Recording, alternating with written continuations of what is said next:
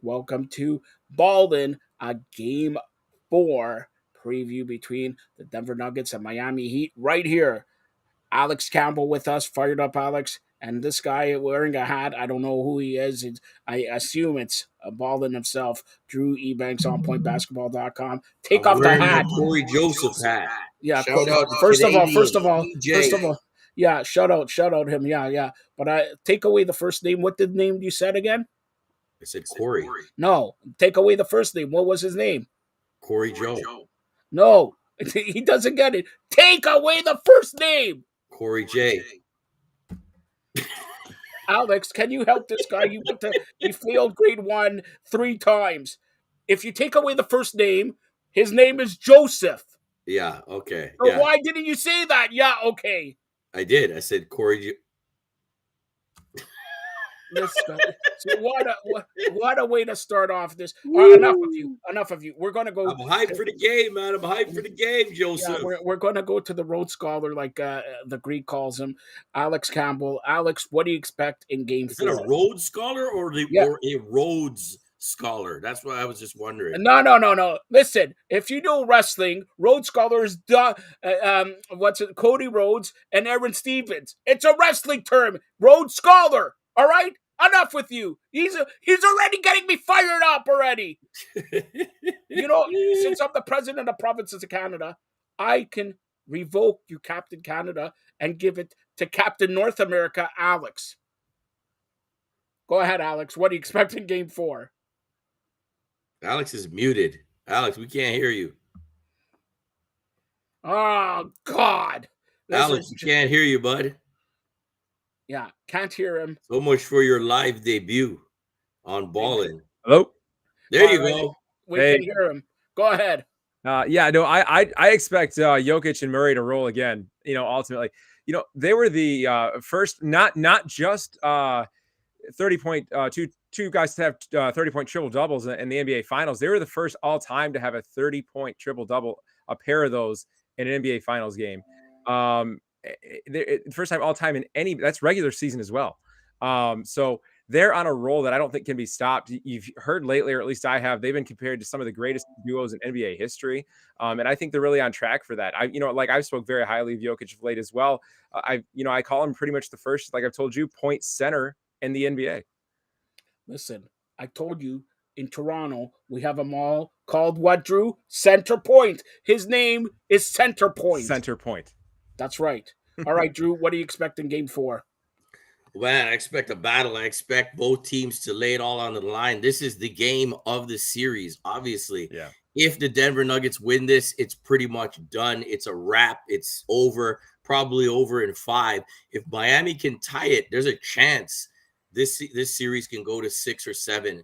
So Miami's going to leave it all out there. Jimmy Butler's got to be aggressive right from the get-go. And guys, they got no Tyler Hero. He hasn't been cleared to play in game 4. So it's going to be up to Jimmy Buckets, Lowry, Bam, all those guys to get the job done for Miami. I expect them to come out guns blazing right from the get-go. They need to use that Miami Heat crowd for their momentum to start the game. If they get off to a slow start, it could be over pretty early in this one. So I expect Miami to battle.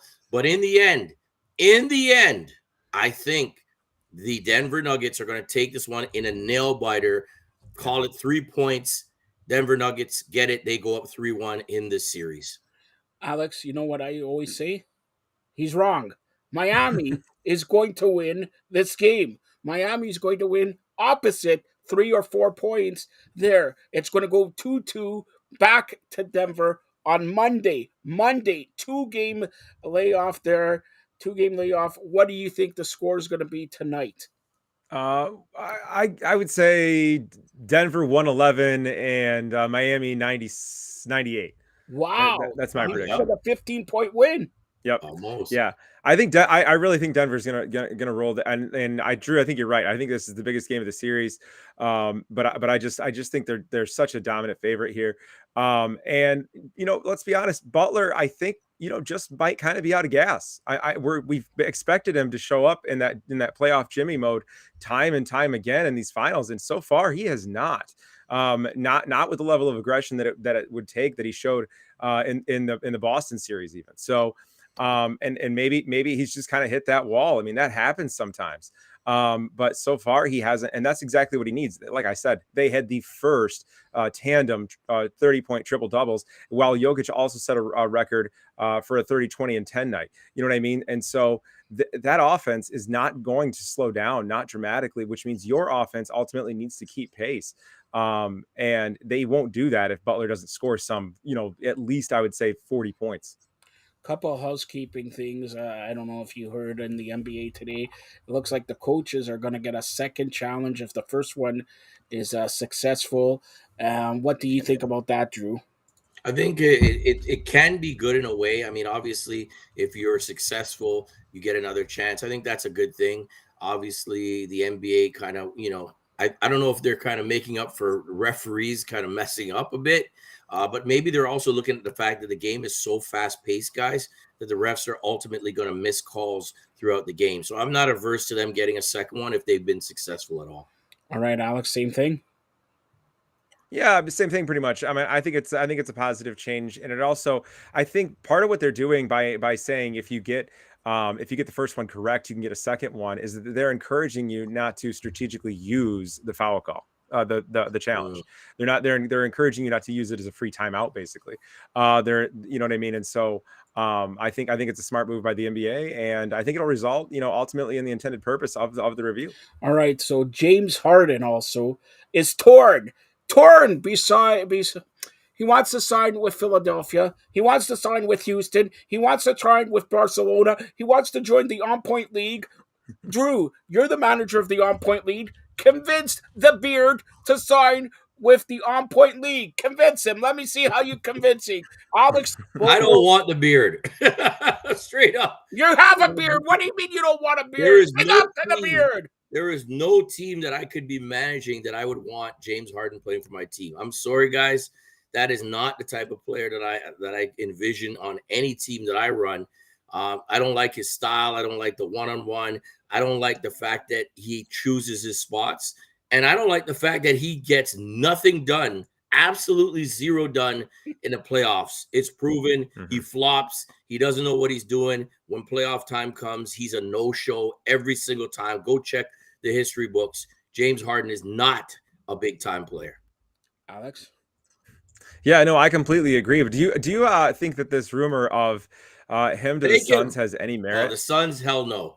I mean, I don't see how you bring that kind of culture. KD should want nothing to do. I mean, I'm not saying it was only obviously Kyrie was a big part over at Brooklyn, but to me, Harden got out of there pretty quick and didn't stick by KD. I wouldn't want nothing to do with Harden either, to be honest with you, Alex. Yeah, no, I agree. I've just been reading about this sign and trade idea where they basically they do a quick sign and trade with Chris Paul and then Harden, and that, to me, I agree with you. I wouldn't. And by the way, like on top of everything you said, I think it's kind of like the NBA's DeAndre Hopkins at this point, where he's not the player he once was. Maybe was never really as good as we thought, and he's at a point in his career where you can pretty much expect less and less every year. So he's not as high valued maybe as he sees in his mind in this market. Now, somebody's going to take a chance on him. I'm not saying they're not. But he's not going to have like some premier destination. I wouldn't be surprised if he ultimately sides with Houston just because it probably is easiest and he can make the most money. I got some breaking news. Drew, give me the breaking news. Why he likes Houston as well. Give me the breaking news music, Drew. Give me the breaking news music. Come on. Coming up, cut a freestyle. Oh, this is juicy. Let's go. Give it up. Give up the goods, Josie. Josie. As opposed to Corey Joe or CJ or whatever you just call. Anyways, come on. I want a drum roll. This is huge. No, that was Drew at the washroom roll. Drew at the washroom roll. All right. Source has indicated to me that the Raptors are taking this weekend to make their final coaching decision. A decision will be made midweek next week. It says also, I'll take out the first line there. The people that I told you about are front contenders. So Sergio from Raptors assistant coach, he's a contender. And Alex, I put it in our group there. I can't pronounce his name, but he's from Barcelona, the coach there, and look for him to possibly be the. Who's that? Jasikevičius or no? I can't pronounce his name. Alex, look it up there. And Jasikevičius, is that what it is? Jasikevičius? Okay. He's a Barcelona coach and all that. And also, continuing on here, all right. Also, look for more Spanish players to invade the Raptors. Sure. And the Raptors Barbayosa coming back. Fred VanVleet is out the door. It says here, just to confirm, there is no way, there's 0.01% that FVV comes back next year. FVV is hung up on Harden. If he signs with Philadelphia, FVV does not go there. If he doesn't sign with Philadelphia, FVV is there. I think that's a good fit. I mean, you have Embiid inside, you have good wings out there, you have a Maxey. I think that's a good fit because really they should be pushing Maxey. They should be pushing out Harden to Houston because he's got to go to his favorite pastime down there, and they need to push Maxey and then maybe alongside Fred VanVleet. I think that would be phenomenal for them. Harris, I'm not sure about Harris, but I don't know what they can do about him. I think he's too up and down. He's too passive at times. And, man, imagine, as Jimmy Butler said, they gave me up for Harris. Man, imagine if they had Jimmy Butler right now, man. They'd be the favorites. I need nowhere else in independent radio TV have you have this breaking. Just call me the Joski, Woski, and all that. He doesn't have anything on me. I keep it very fluent, Drew. Very fluent. Here it is. Zion Williamson. There are rumors Zion Williamson will be moved by the end of June, if not at the NBA draft.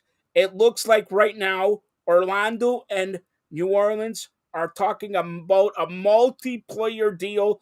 No names have been discussed here, but picks in 2024, 25, 26, 27, and 28 are being talked about. Wow. Orlando and New Orleans. Now, obviously, the biggest name there is Zion. Who does Orlando have that New Orleans can take if it's Zion? Alex, I'll go to you first. You got to be Banchero involved in that, but then you got to add some salary, no? Lots of salary. Yeah, that's where I would go. Would be Banchero, but at the same time, are you going to give Banchero up for a guy who's played an average of 24 games or something like that a season? I don't know. It's tough. It's that, and I wouldn't. Has had the issues he had at this stage. I wouldn't. There's no way he hasn't proven he's going to be. He's not going to be focused on basketball. Put it that way. Yeah, you can't guarantee that, can you? Right. I mean, there's a chance at like a redemption here. There's a chance at a comeback story, but that is not a dependable theory. Mm-mm. All right. Well, that's the latest breaking, and nowhere else have you had that. Nowhere else do you get that. Also, I'm just reading here that Nick Nurse is finalizing his coaching tree. It says tree, so don't blame me. Coaching tree for this weekend. So a lot of stuff are happening this weekend and next week here before the draft here. So that's, with Philadelphia and all that. Now, before we close it out here, I know Alex is going to be back for post-game. Drew, I'm going to ask you this on air. Are you going to be back for post-game? Because Alex misses you. And if you're not back, hold on. If you're not back by post-game, okay, Alex, can you move a little bit to the right? I'll throw you in that pool, Drew. I'll throw you in that pool. I'm going to try my best to be here, guys. I'm out watching the game. Where are you watching the game? I don't know yet. We're figuring that out. We're figuring it out. You know me, I'm always on the go, always on point, on location. But man, I'm excited for this game, big time, guys. Very excited. I think I'd love it to go to 7, to be honest with you, because I can't get enough of playoffs. I can't get enough of the finals. What a matchup! What a contrast in styles. I think Joker now. Hopefully, we're going to see Joker in some more national commercials. He's got a sense of humor. I think he's got to open up a bit and open himself up to making a little more money. I know he's good, but I think the people would love to know a lot more about him, his horses and his family. And, I hope he opens up a little bit. And same with Jamal Murray.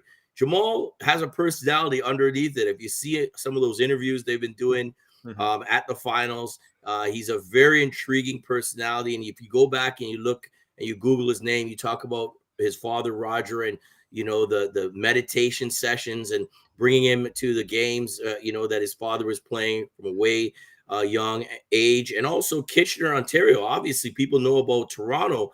But if you know anything about basketball in this province of Ontario, you know that Kitchener is actually a huge basketball hotbed, not only now, which a lot of talent coming out of there, but also for 30, 40, 50, 60 years, there's been great players coming out of the Kitchener-Waterloo region. So it would be great for them to get more endorsement opportunities out of this finals as well. All right, and Alex, what do you say before me and Drew close it out with some CEBL talk? Yeah, I would love for it to go 7 as well. I would, and because I agree with you, the whole NBA playoffs have been just fantastic. I said before while we were going through it back, when we were talking about the Lakers and Warriors series, that I think this is the best I've seen as far as the scheduling is concerned with the NBA playoffs and like maintaining the intrigue. It hasn't really felt like it's taken a terribly long time to get here. Where in a lot of cases, I can remember years past where it felt like, man, are the playoffs ever going to stop? Even though I was interested, they just droned on forever. It didn't really feel that way this time because I think it was all scheduled the right way. And there was a nice balance. And they were also fortunate for the NBA. There were some really good matchups that drew a lot of intrigue in and of themselves. You know what I mean? And so that's not always a guarantee either. But so they've just been great, including, like you said, this series. I mean, what a chess match in a way. Just really for the Heat to even be here is a chess match against pretty much the entire NBA, not just the Denver Nuggets. And that's one thing, that I know has probably been talked about since game 2 in that upset, basically. But I just can't see it going 7. I just, the Joker and Jamal, it's even got a nice ring to it. The Joker and Jamal, they're just too much. They're just too much. And then they have that, a rotation of wing players that come in there. And like you talked about earlier, I believe that's the holy trinity to NBA championships is when you have a force down low, a steady play, playing guard and really, really good wing play. And you can get, superstar talent, at any 2 of those 3, but you got to have 2 of the 3. And they do. And so I can't imagine them losing. All right, Drew, we'll close it out. Last night, Scarborough Shooting Stars took on the Niagara River Lions in Niagara Falls. The River Lions beating Scarborough Shooting Stars 99-81. And tonight, right now at 7 p.m., it's Brampton Badgers, Vancouver. Also, Calgary is at home. They take on Ottawa and Saskatchewan Rattlers against Winnipeg team. Who do you got in those 3 games? Well, Calgary, Ottawa is interesting in the fact that they're both 3-1. Very surprising the Calgary Surge is doing so well. Shane James of Canada Elite and the CYBL, he's the guy behind, one of the guys behind that team. That's going to be interesting. I'm going with the home crowd, Calgary, to take that one. Who do you say the other 2 matchups? The other is Brampton against Vancouver. Oh, Brampton, interesting there as well. And they unveiled their jerseys tonight, by the way. They unveiled their new jerseys. Yeah, I love what the league is doing. Not only the CEBL, but each individual team, the branding, the marketing, new era with the jerseys. Phenomenal to see. I think the home team, Brampton's at home tonight. Yes. I'm going to go with the home team. A long trip for Vancouver in this one, but let's go with Brampton, Ontario team to take that one. And the final, Winnipeg and Saskatchewan. Oh, I got a chance to see both teams, actually. I got a chance to see them taking on Scarborough. Man, Teddy Allen, Teddy Buckets, unreal player out of Phoenix, Arizona. He was on Scarborough last year, and if you saw that game, you saw him going at their bench. He was making all sorts of gestures, and he did the dance afterwards. And also for Saskatchewan, I got some Canadians on there. DeAndre Bernard on there, and Michael Nuga, who finished up, I believe he finished up at UNLV for his college, and he's playing pro. So a lot of Canadian content there. I think they're going to have a little bit too much for Winnipeg, and they're going to take that one in that one tonight, the Rattlers. And also a big matchup in Montreal on Sunday. Unfortunately, I can't go. Scarborough Shooting Stars are heading out to take on the Montreal Alliance. Both teams are struggling. I believe Montreal is 1-3, and Scarborough now 1-4. So our guy, we have written content on Scarborough Shooting Stars all season long for the league, and it's great to see. Obviously, fantastic basketball. We mentioned before that the league had the best attendance of all the years, guys. They had almost 50,000. I think it was 6 games in that first week. So phenomenal to see right there. And it's going to be a great season, no doubt, in the CBL. I don't know who's going to be the next big player. I do know AJ Davis is Anthony Davis's son. He plays for Niagara River Lions. And EJ Onu, interesting guy out of that side as well. Niagara was hitting some big time shots from the outside, like a big 7-footer getting out there and hitting shots. So you got to love that when you see that for sure. So great to see basketball going up here. Our guy Sean McLeod, he's always on point, on location, covering Scarborough. And we got people covering Brampton as well. And Joe, I know you are very interested in making sure there's great. Hold on. But Alex has just texted me. This is breaking news. Alex has just texted me saying these jerseys are fantastic. Ask Drew if he could get me a Scarborough Shooting Stars jersey, and we'll FedEx it. All right, Drew. So he wants it. Alex wants it. Yeah, Alex wants it. By the way, Alex, never ask him for anything. He's a cheapskate. He will never get you anything. He hasn't got me anything. I don't even have a jersey. I don't even have a star. That's why, because I'm like, he's waiting for his guy, the owner of Scarborough Shooting Stars, to just present him a present and give him some Shooting Stars jersey. Did you get a Scarborough Shooting Stars hat? I didn't, but I got my Corey Joseph hat. Shout out my dog. Okay, here he said it again. So this Shout time, out my dog. Responsible. He was one of the main cogs that helped me start On Point Basketball. First feature we did was on Corey Joe, man. Corey Joe awesome. Flow. Make sure you check it out. And here it is. Here, what a way to play him one-on-one too, Joe. In that first episode, but he beat me. He edged me. Yeah, he edged you. Yeah, like by 28 points. All right. So here's, let's see, what a way to tie it up here. Drew, if you take away his first name, what do you get? His last name. And what's his last name? After his first name. And what's after his first name? What his last name was. And what is his last name? The one that comes after his first name, Corey. Does it start with a J? O-S-E-P H-I-N-E, Josephine. Josephine. That's right. All right. You could say he failed again, grade 1, Alex. There you go. All right. Finally, the score, Drew, tonight. You're saying Denver wins? Denver wins it. I got him taking it by, I think I said 3. They got this one. It's going to be a close nail biter, I think. They're 2.5 point favorites, I think. At this point, they're gonna cover. They're gonna cover. I got them covering. I didn't even know that, but I got them covering. And Alex, you got a blow up. Both of you guys are going to be wrong. And then when I here at 10:45, I come on here as the host of a Ballin post game show. I'm gonna take off my sock, and both of you guys are gonna kiss my feet because it's gonna be Miami 101, Denver 99. 101-99, and Kyle Lowry is going to come up massive tonight. He'll score, what's his jersey number 7? He'll score more than 7 points. More than 7 points. Come up huge. More than 7 points. That's 7 more points than Drew Ebanks have ever scored in the National Basketball Association. Alex, tell everybody how to get a hold of you. Is that more than you scored against Corey Joseph? Corey Joseph. Yeah. He scored. I think I scored against- 2 or 3 buckets against Corey No, Joseph. he did. If Drew could score 2 or 3 buckets, then Alex. Kyle Lowry could score 77 points. Alex, I hit a 3 on him too. Alex, you got to go Did and you? check YouTube and Google Corey Joe I'm Phil. about Watch to. that episode. That was the first one The three started was from the free throw line, by the All way. right. on point basketball. Hey, I'm and gonna check it I out. always say this tidbit as well. One thing about Corey Joseph, you know how long, look how long he's lasted in the NBA. The ultimate glue guy, the ultimate team player. We did that shoot. It was about 40, 45 degrees Celsius, about 90 plus in Fahrenheit that day. And it was about 4 or 5 hour shoot.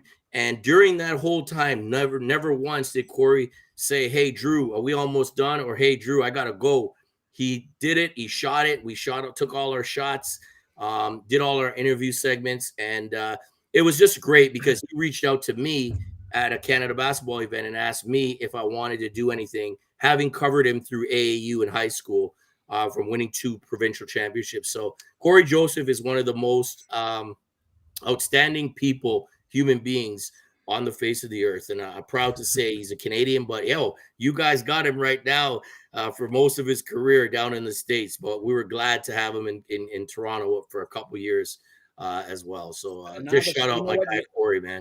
And DJ, his father as well. And do you know what he just said? If it wasn't for Joseph, who made his career, and Joseph, I said Corey, not Joseph. who brightened his career, kept him relevant for 25 years, he would be nowhere. He would be nowhere. Joseph gets Drew everywhere, on point, on location, everywhere. Joseph started him, and Joseph continues to make him the rise. And honestly, give me props. Who created Captain Canada? Let me hear this. Oh, yeah, you gave it. I'll give you that. But, yeah, we'll give you that. Look. Captain Canada. Corey Joe, a great person. But Captain Canada comes from the president of the provinces of Canada. And for you people in the United States, it's not Canada that's creating all the smoke. It's Drew Ebanks. He creates all the smoke, all the trouble here on Ballin Fired Up Network. Now, Drew, be quiet for 2 seconds. Let Alex tell you how you can get a hold of him. Alex is doing an amazing job for Fired Up Network, covering the NBA Finals, Stanley Cup Finals, Rugby Finals, Curling Finals, Wrestling Finals, Mud Wrestling Finals. Curling. Go ahead. What a great Stanley Cup match last night, though. I mean, man, that was a great game. Man, overtime thriller. Yeah, get a hold of me, Fired Up Alex, on Twitter at Fired Up Alex, Instagram, same thing, Fired Up Alex. And then of course, like you just said, I cover the finals. I do the crossover series here on Fired Up Network. All right. And Alex, unlike Drew, will for sure be back here around 10:45, 11 p.m. for the post game of Game 4, where both you guys are going to be wrong. Miami's going to win. You say Denver. But Drew, tell everybody, you got put the 24-second clock on him. You got 24 seconds, Drew. Go ahead. You can find me on Point Basketball on Instagram and Facebook, LinkedIn, Drew Ebanks on Twitter. And don't forget to check out onpointbasketball.com. We got the latest wrap up from Scarborough's loss Thursday night versus Niagara River Lions. So check it out when you get a chance. That's Drew Ebanks, Captain Canada, onpointbasketball.com, and Alex Fired Up Network. And stay tuned for more great programming here on the Fired Up Network. And tonight, around 10:45, 11 p.m., we'll be back here for the post game between Miami and Denver. Game 4 going right here in Miami.